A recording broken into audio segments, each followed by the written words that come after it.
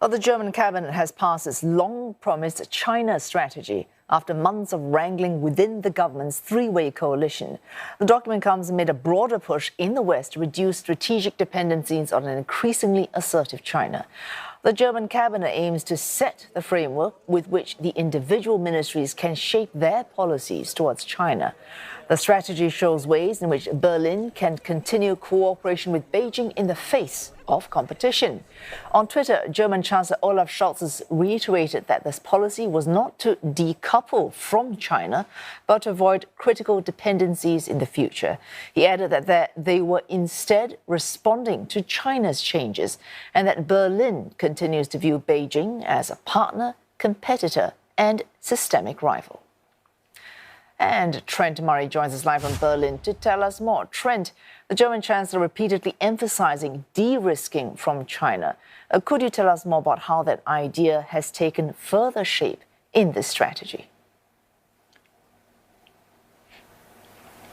Well, this is a long-awaited strategy which we've been waiting now for months. It's finally been released. This is it, 40 pages long. It effectively is a blueprint for how Berlin would like to move forward with its relations with Beijing. Now, of course, when we talk de-risking, we are largely talking about the economy. China remains Germany's largest trading partner by some considerable margin now.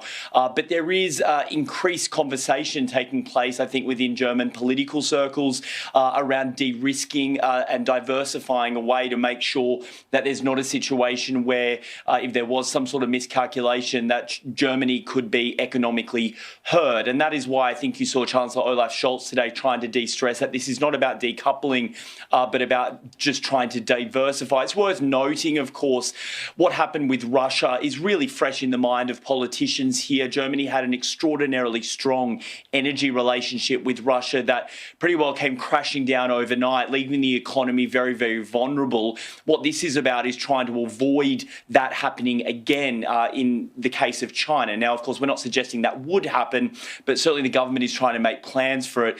Interestingly, I thought today was a repeated phrase that we'd heard in the Chancellor's office before around China, describing it as a partner, competitor, and systemic rival of both Germany and the European Union. It stressed the importance of economic ties, but it also tried to find a delicate balancing act, if you will, on areas where there remains disagreement. Some of those areas, according to this strategy, include disinformation, intellectual property rights, peace and stability in the Taiwan Strait, and the application for human rights. But there was an overall arching theme that whether it's in cooperation or disagreement, communication and dialogue remains critical so that there's no miscalculation or misunderstanding.